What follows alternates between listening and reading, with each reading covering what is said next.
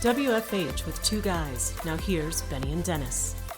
All right, Dennis, this is a segment that you and I enjoy, and this is always something that's fun. We get asked questions a lot when we're just out and about talking to, whether we're out networking and talking to some of our friends, some of our listeners who actually I network with were asking me questions, and I thought this was a pretty interesting thing. But Q&As, questions that we have that you all ask us, and we as some of the seasoned, experienced entrepreneurs, perhaps that we've experienced, and some of the things we just want to share our experiences with you.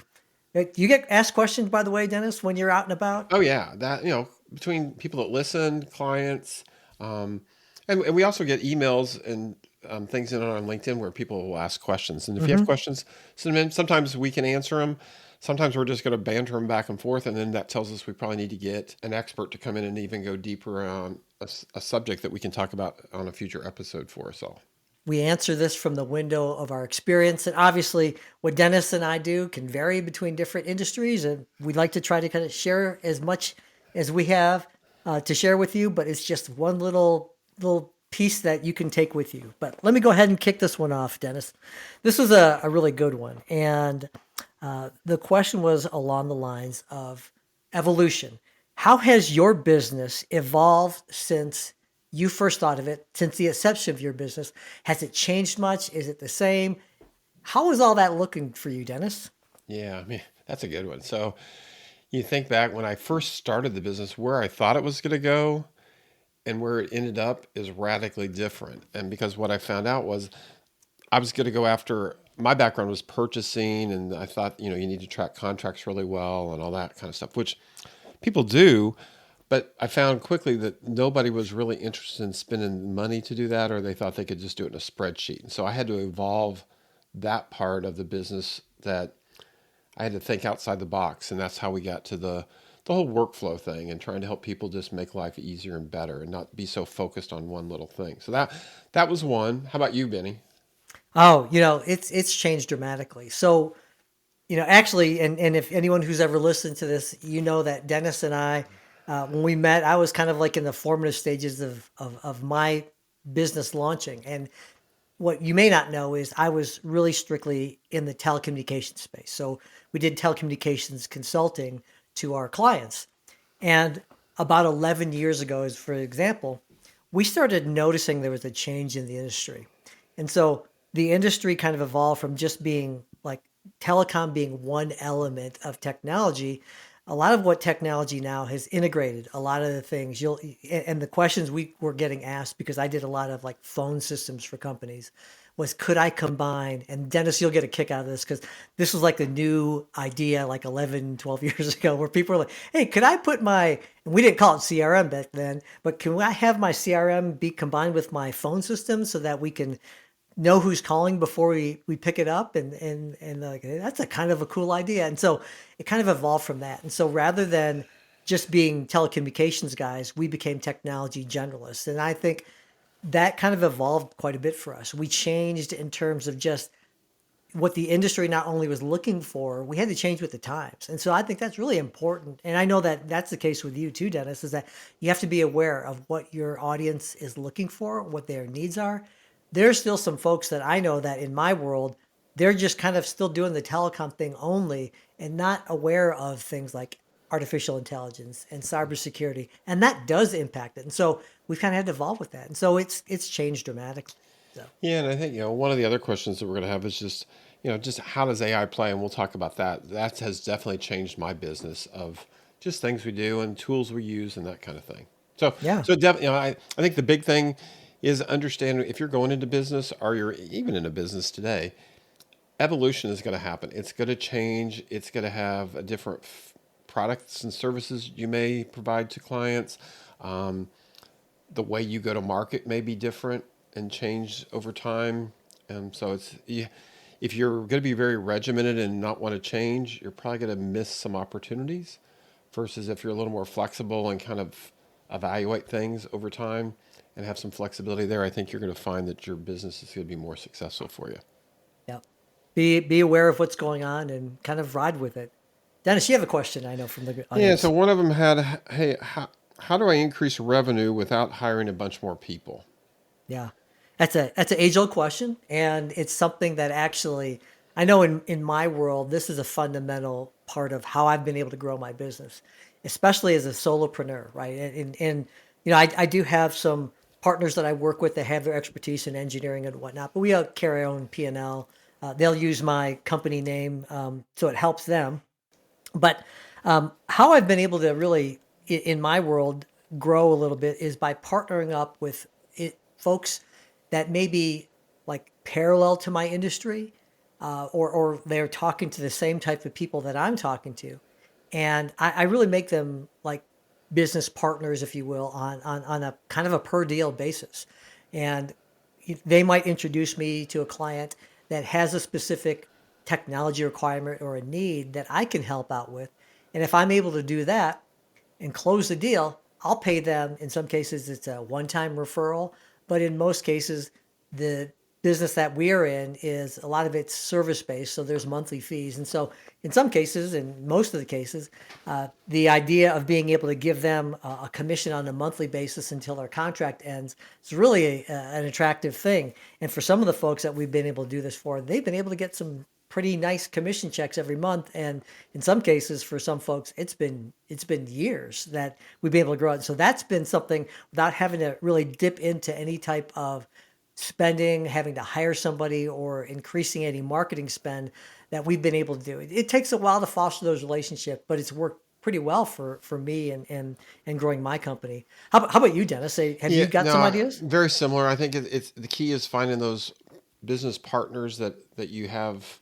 You don't crisscross each other, but you do complement one another. So in my Hmm. case, it could be people that are EOS implementers, are Hmm. financial people, are a lot of other consultants, because a lot of times they're in there for strategy, and we come in and we're a little bit more tactical, and so we can add some value there.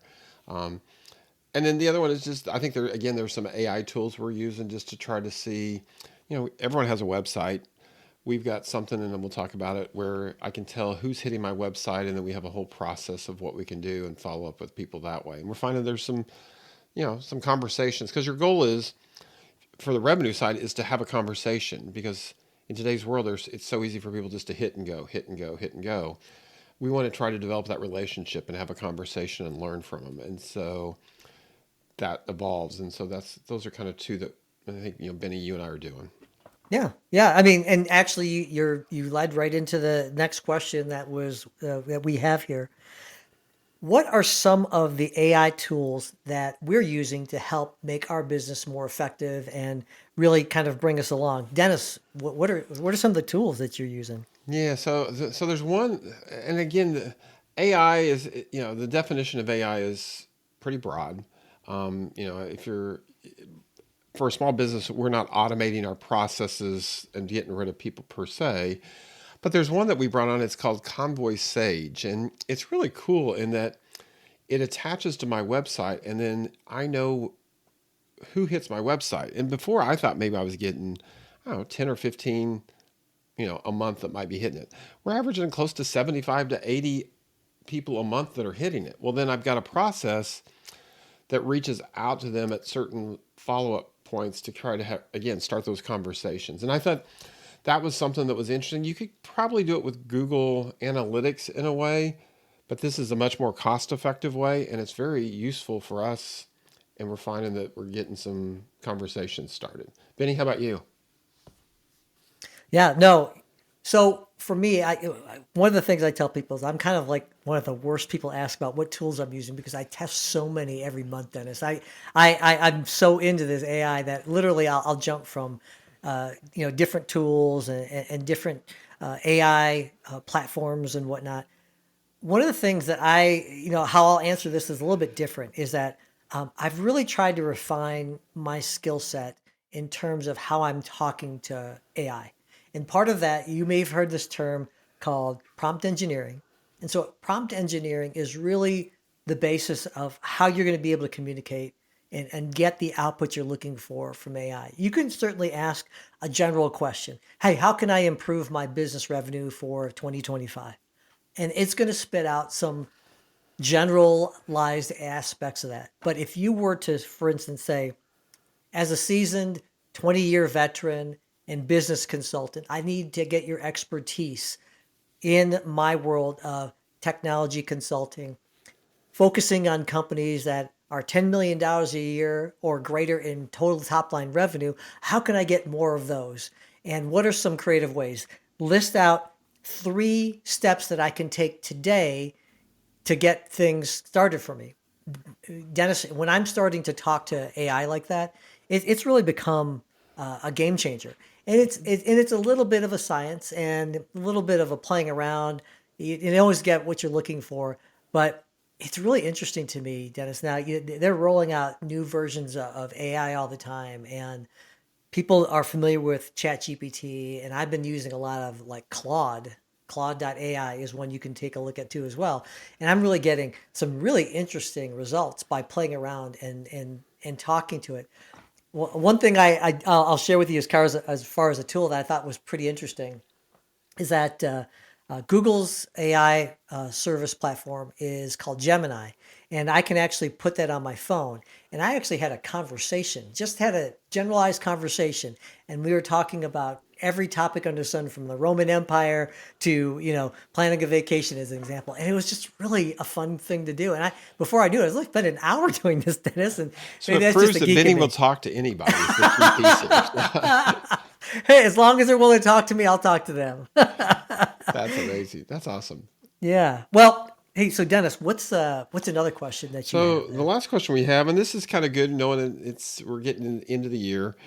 This person says, I have goals that are set for me, but I have not achieved all those goals. What should I do? Yeah. No, that's a And, I, really and, I, good and I'm question. assuming these are like sales goals. So it's, that this Yeah. person hasn't hit their sales target. So, if any kind of your experience, what do you do? Well, I don't know, Dennis. I've never not met a goal before. This is really hard. First thing Yeah. is make sure your goals aren't too high, I guess, is what Yeah. I'm just Well, thinking.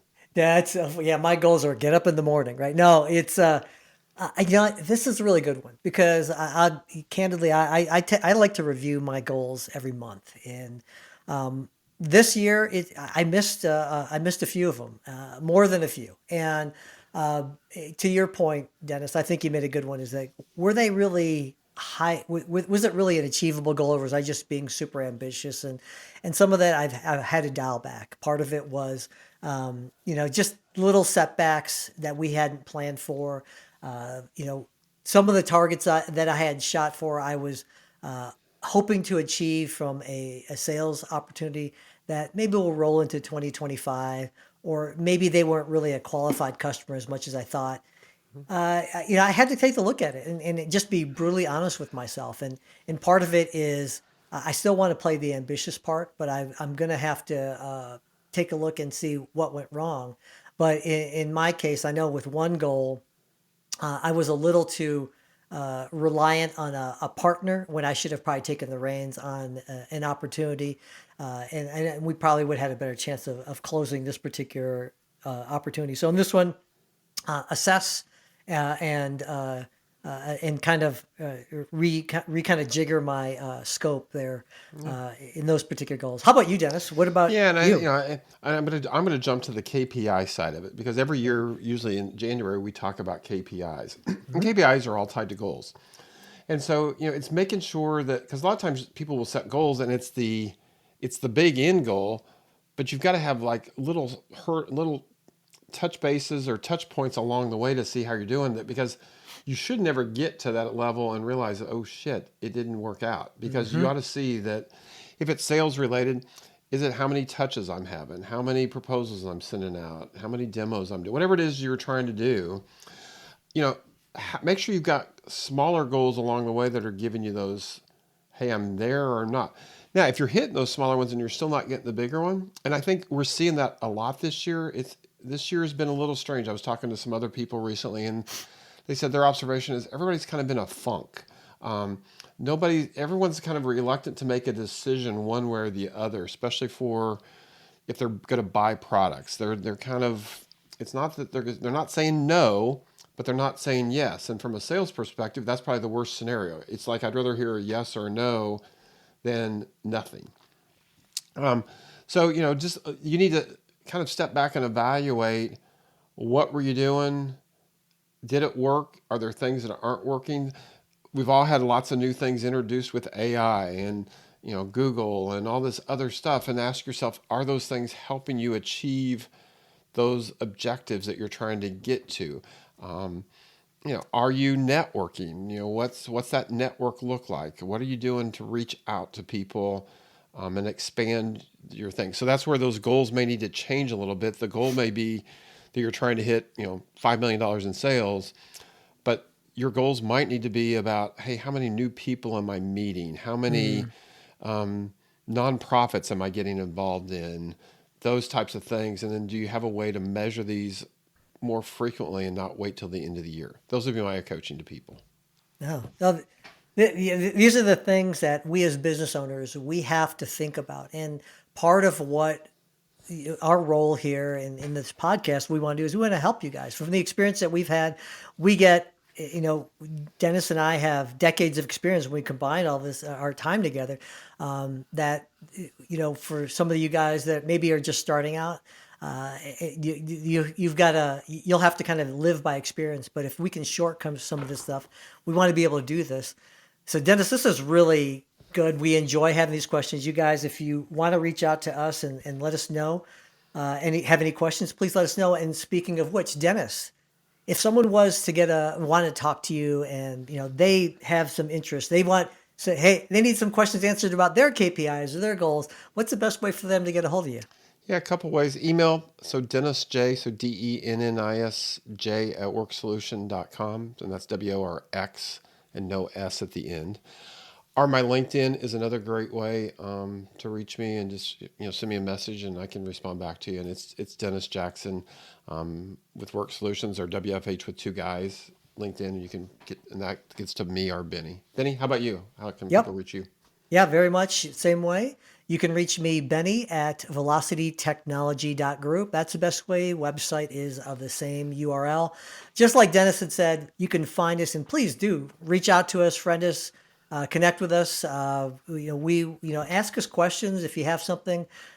Even something is, want to ask us questions about the podcast. And, I get a lot of people asking Dennis, hey, how do I start a podcast? And glad to talk to you guys. We really enjoy it. We really appreciate you guys listening to us. Couldn't do this without you. We appreciate it. We're going to keep going on this stuff. So, Dennis, I've definitely, this is a fun one. We'll do this again. We'll keep answering these questions. Yeah, send in your questions, and we'll talk to you all soon, and have a great week. Take care, guys.